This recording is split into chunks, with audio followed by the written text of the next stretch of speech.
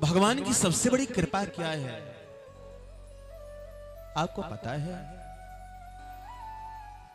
एक महात्मा ने बड़ा ही सुंदर भाव कहते हैं लोग भगवान की कृपा दिखलाई नहीं पड़ती, भगवान की कृपा समझ में नहीं आती। प्यारे आपको पता है भगवान की सबसे बड़ी कृपा क्या है? बोले किसी बड़े से दर्पण के सामने खड़े हो जाइए और जी भर करके अपने शरीर को देख लीजिए। हैं? किसी आईने के सामने दर्पण के सामने खड़े होकर भरी नजरों से अपने तन को देख लो। प्यारे इस तन से बड़ा, इस मानव शरीर से बड़ा भगवान की और कोई कृपा नहीं, और कोई कृपा नहीं। भगवान की सबसे बड़ी कृपा का प्रमाण यह शरीर है। नर तन सम नहीं कवने हूं देही, जीव चराचर जाचत ते। चर अचर सब लोग इस शरीर की कामना करते हैं। जब भटकते हैं जीव जंतु के रूप में महाराज, जब नाना प्रकार के शरीर को पा करके जब कष्ट सहते हैं, ठंडी गर्मी बरसात महाराज, दरवाजे पर कुत्ते बिल्ली बन करके भटकते हैं, तब भगवान को दया आती है। और दया कब आती है? बोले महाराज 83,99,999 योनियों में जब भटकते रह जाते, तब गोविंद की कृपा से तन मिलता है। अब ऐसा उपाय करो, कर्म करो कि इस फिर भव बंधन में न आना पड़े, फिर इस 84 के चक्कर में न उलझना पड़े। लेकिन हम और आप भूल जाते हैं यह तन प्राप्त तो हुआ, यह भगवान की कृपा तो है, लेकिन भैया यह शरीर भी क्षणभंगुर है। क्षणभंगुर जीवन की कलिका कल प्रात को जाने खिली न, यह क्षणभंगुर है।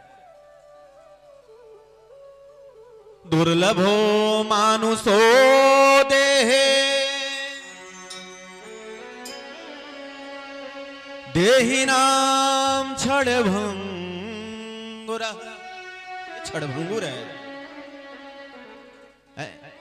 जब मौत आती है तो यह नहीं देखते कि हमारी जवानी है, कि हमारा बचपन है, कि हमारा बुढ़ापा है, लेकिन हमारे सपने बहुत बड़े हैं भाई। कोई कहता है हम सोने का ताजमहल बना देंगे, तो कोई महाराज कहता है हम तो शाहजहां बन जाएंगे, मगर भूल जाते हैं जिंदगी की क्या औकात है। 4 दिन की जिंदगी, फिर अंधेरी रात, फिर अंधेरी रात है। देखो धन कमाना कोई बुरी बात नहीं है, धन आप भी कमाते हो, धन हम भी कमाते हैं, धन सभी लोग कमाते हैं। परिवार से प्रेम भी कोई गलत नहीं है, परिवार की रक्षा पालन करो, धर्म का पालन करो, अपने दायित्व का पालन करो, यह गलत नहीं है।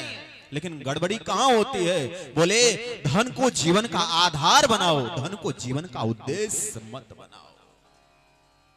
धन को जीवन का आधार बनाओ, लेकिन धन को जीवन का उद्देश्य मत बनने दो। लेकिन हमारी तो यही समस्या है कि जब तक महाराज कोरे कागज में निधन शब्द नहीं लिखे जा जाता, तब तक तुम्हारा धन का पीछा हम छोड़ने वाले कहां हैं?